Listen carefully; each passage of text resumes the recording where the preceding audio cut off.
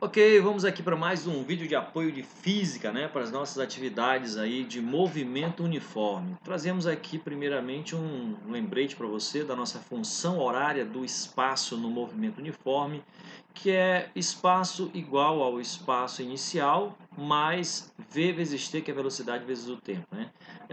A velocidade média também é importante a gente ter conhecimento da fórmula, né, que é Vm igual a ΔS dividido por ΔT, ou seja, a variação, a distância percorrida, né? Variação do espaço percorrido e a variação do tempo. Na verdade, isso aqui a gente vai simplificar, né? S dividido por T ou até D dividido por T. Lembrando que Vm, que é a velocidade média, também pode ser identificada apenas por V, tá? Assim como ΔS pode ser identificado por simplesmente pelo S ou pelo D, como sendo a nossa distância percorrida. Esse aqui também é um lembrete para você, no caso quando você precisar aí converter uma velocidade que está em metros por segundo, transformá-la para quilômetros por hora, basta você pegar e multiplicar por 3,6. E também o inverso é válido. Se você está com a velocidade em quilômetros por hora e quer converter para metros por segundo, basta você pegar o valor e dividir por 3,6. Reforçando que uma hora é igual a 60 minutos, que é igual a 3.600 segundos, e que um quilômetro é igual a 1.000 metros, tá? Então a gente vai agora já para o nosso primeiro problema apresentado, que é o da tartaruga, né? A tartaruguinha caminha aí em linha reta a 40 metros por hora, já temos aqui nossa velocidade, por um tempo de 15 minutos, também já temos aqui o nosso intervalo de tempo, né? Então a pergunta é, qual a distância percorrida, tá bom? E tem uma dica de você procurar lembrar sempre de usar as unidades de medida corretas. Se necessário, você deve fazer a conversão. Olha aqui a nossa tartaruguinha. Ela começou do ponto zero, né? E foi até percorrer uma determinada distância que eu não sei qual é. Porém, eu sei da velocidade, que foi 40 metros por hora, e do tempo, que foi de 15 minutos. E aqui é importante a gente ressaltar que 15 minutos, gente, é igual a um quarto de hora, né? Para ficar mais nítido ainda de você enxergar isso, daqui, olha, o tempo, um quarto de hora, que é igual a 15 minutos, né? Você pega aqui, por exemplo, se você colocar no lugar de uma hora que 60, né? Que são 60 minutos, dividir por 4, você vai ter os 15 minutos, tá bom? Retomando aqui a nossa função horária do espaço no movimento uniforme, né? A distância percorrida igual à distância inicial, né, o S0, mais velocidade vezes o tempo. Né? E a gente pode trabalhar aqui com o D, né? S igual a D, então a nossa distância é igual a S0 mais V vezes T. Pegando os dados que nós temos do problema, basta colocar aqui. Olha como vai ficar fácil de você achar a solução. D igual a zero, porque é o nosso espaço inicial, né? Nossa distância percorrida inicialmente foi zero, mais 40 vezes um quarto de hora, né, que equivale aos 15 minutos, e você então vai ter aí fazer esse cálculo, né? Vamos deixar isso aí para você fazer esse cálculo e descobrir aí qual a distância então que foi percorrida pela nossa tartaruguinha. Já indo para o nosso próximo problema, esse aqui ele trata aqui da região. Então, segundo esse site aqui, o distanciacidades.net, ele apresenta a distância de Codajás para Manaus em linha reta, sendo de 240 quilômetros aproximadamente. Tá? Mas, né, porém, a maioria das viagens ela é realizada em barcos, né? A gente sabe disso. Então, levando em consideração a distância de condução, isso pelo rio, não é em linha reta, né? Pegando ali aquele traço do rio. Então, essa velocidade ela é de aproximadamente 315 quilômetros e que esses barcos demoram em média 12 horas para completar a viagem.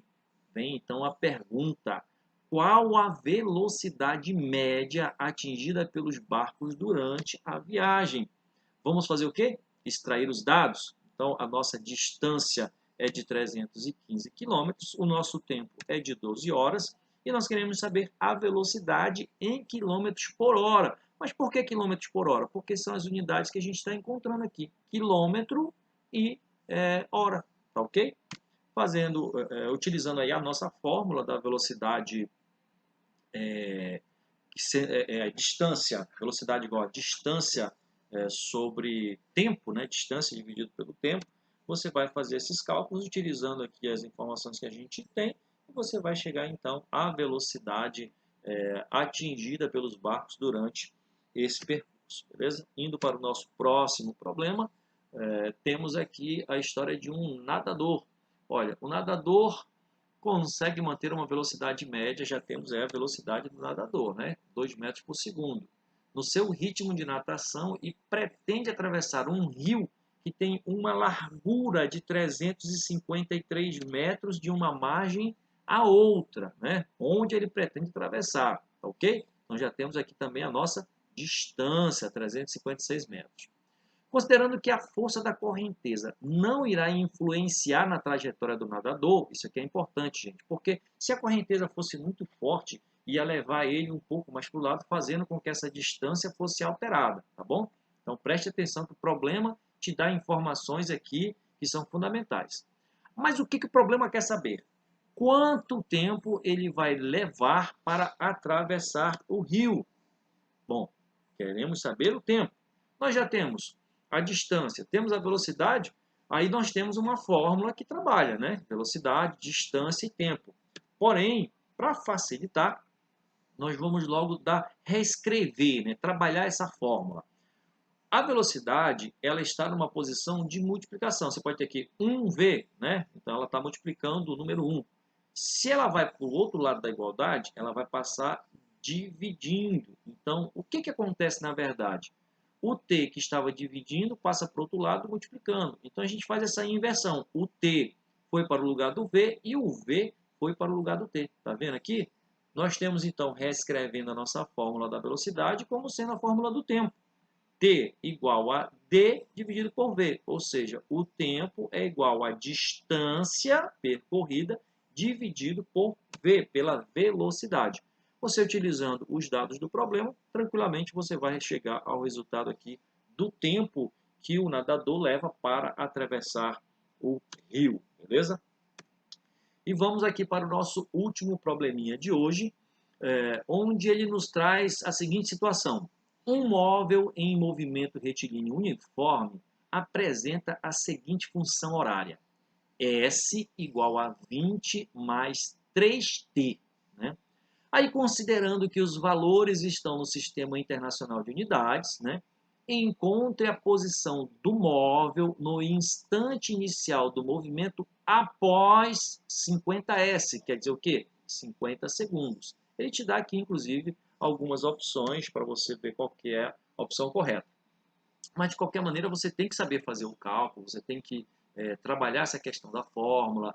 Lembre que a nossa fórmula, a nossa função horária do espaço no movimento uniforme é essa, S igual a S0 mais V vezes T.